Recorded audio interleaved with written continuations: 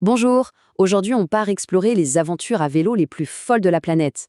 Que l'on soit à la recherche d'adrénaline pure ou plutôt de paysages à contempler tranquillement, il y a des parcours qui sont de véritables pépites. Allez, c'est parti, on va découvrir ensemble ces routes qui redéfinissent le voyage à deux roues. Cette citation résume à la perfection l'esprit de ce qu'on va voir. Au fond, faire du vélo, ce n'est pas juste se déplacer d'un point A à un point B. Non, c'est vraiment ressentir le paysage, sentir l'effort, et cette sensation de liberté, elle est unique. C'est l'odeur de l'herbe fraîchement coupée quand on passe un col, ou ce silence incroyable, juste brisé par le petit cliquetis de la chaîne. Et regardez-moi cette image, elle illustre cette idée à la perfection. Un cycliste, seul, qui flotte littéralement au-dessus d'une mer de nuages au Bhoutan. C'est une expérience quasi mystique, une sorte de communion avec la nature qui va bien au-delà du simple sport. C'est exactement ce genre d'émotion qu'on va explorer. Bon, commençons par celles et ceux qui aiment repousser leurs limites. Pour les cyclistes qui cherchent des défis, disons, extrêmes, il y a certaines routes qui sont devenues de vraies légendes. Et voici la première, la route de la mort en Bolivie. Rien que le nom, ça donne le ton, n'est-ce pas? Clairement, c'est réservé à ceux qui n'ont pas le vertige, parce que là, les sensations fortes, elles sont garanties. C'est une descente aussi spectaculaire que périlleuse. L'ampleur du défi est juste fascinante. Imaginez un peu, une descente de plus de 3000 mètres. On passe de la haute montagne à la jungle subtropicale. Le terrain change radicalement. Le plus gros risque, évidemment, ce sont ces bords de falaises abruptes, sans aucune protection. Là, il faut être prudent, c'est le moins qu'on puisse dire. On passe à un autre type de défi monumental. Ici, on est plus sur l'endurance et l'isolement. C'est la Great Divide Mountain Bike Route qui traverse l'Amérique du Nord. Là, on parle d'une immersion totale dans la nature sauvage. Le parcours fait 4400 km. Oui, 4400. De l'Alberta au Canada jusqu'au Nouveau-Mexique. C'est une aventure en gravel ou en VTT qui demande une autonomie complète. L'immersion est telle que les rencontres avec la faune sauvage, genre des ours, des pumas, eh bien, ça fait partie de l'expérience. C'est un engagement total. Allez, on change complètement de registre. Après l'adrénaline, place à la contemplation.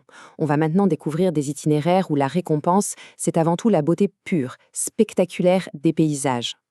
Et dans cette section, la diversité est juste incroyable.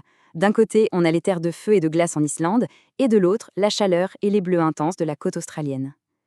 Deux ambiances radicalement différentes, mais qui ont en commun cette capacité à nous laisser sans voix. Commençons par l'Australie, avec la Great Ocean Road. Sa réputation n'est plus à faire, c'est clair. Mais la parcourir à vélo, ça change tout. Ça permet de s'imprégner de chaque virage, de chaque falaise, bien loin de la vitesse d'une voiture.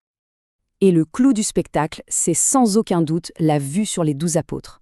Ces immenses piliers de calcaire qui sortent de l'océan, c'est vraiment l'emblème de la route. C'est un spectacle géologique d'une puissance rare. Maintenant, direction l'Islande et sa fameuse Ring Road. Rouler là-bas, c'est une vraie leçon d'humilité face aux éléments. On traverse des paysages de volcans, de glaciers, de lagunes glaciaires, de chutes d'eau monumentales. C'est la nature qui dicte sa loi et la récompense visuelle est juste incomparable. Le vélo, ça peut aussi être un outil formidable pour l'exploration culturelle. C'est une manière géniale de s'immerger dans l'histoire, la gastronomie et le mode de vie d'une région. Alors là, on a un itinéraire où l'on pédale autant pour le plaisir des yeux que pour celui du palais, la route des vins. C'est l'incarnation de l'art de vivre qui traverse deux régions viticoles européennes hyper réputées. Le charme de ce parcours, c'est vraiment son mélange parfait. On a des villages médiévaux à colombages magnifiques, des arrêts possibles pour des dégustations dans des domaines viticoles, et tout ça sur des routes avec des dénivelés modérés. C'est une route accessible, vraiment axée sur le plaisir. Allez, on s'envole pour le Japon avec la Shimanami Kaido. C'est une véritable prouesse architecturale, une série de ponts suspendus spectaculaires qui relient l'île de Honshu à celle de Shikoku.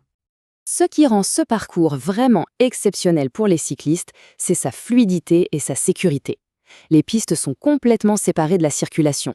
Du coup, on peut profiter à fond de la traversée des petits villages de pêcheurs et de l'atmosphère hyper sereine des sanctuaires shinto. 1,800. Alors, qu'est-ce que ce chiffre peut bien vouloir dire dans le monde du cyclisme? Ce n'est ni une distance, ni une altitude. C'est un nombre de virages. Et voilà la réponse. La boucle de Mae Hong Son en Thaïlande. C'est un parcours de 600 km, connu pour son enchaînement quasi incessant de plus de 1800 virages. C'est vraiment le paradis pour ceux qui aiment les trajectoires, en plein cœur de paysages de jungle luxuriantes et de rizières en terrasse. Bon, toute cette inspiration, c'est super, mais comment on passe à l'action? Cette dernière partie, c'est un peu une boîte à outils pratique pour commencer à préparer sa propre aventure. Forcément, une question fondamentale se pose. Quel vélo choisir? Le matériel, c'est évidemment essentiel et ça dépend entièrement de la destination. La ligne directrice est assez claire. Le vélo de gravel est présenté comme le plus polyvalent, le vrai couteau suisse, indispensable pour un terrain varié comme celui de la Great Divide. Le vélo de route, lui, c'est le spécialiste de la vitesse sur l'asphalte. C'est l'allié parfait pour des routes côtières comme la Great Ocean Road en Australie par exemple. Côté préparation physique, pas de secret en fait. Il faut rouler, accumuler les kilomètres. On peut retenir deux axes principaux. D'abord, bosser l'endurance fondamentale avec des sorties longues à basse intensité, et ensuite intégrer des séances spécifiques en côte pour préparer le corps aux efforts plus intenses des ascensions. Au final, que ce soit un défi extrême, une quête de beauté ou une immersion culturelle, l'aventure à vélo, c'est une invitation. Une invitation à voir le monde à une autre vitesse, à ressentir chaque kilomètre. Un peu comme sur cette route au Tibet, l'horizon est grand ouvert.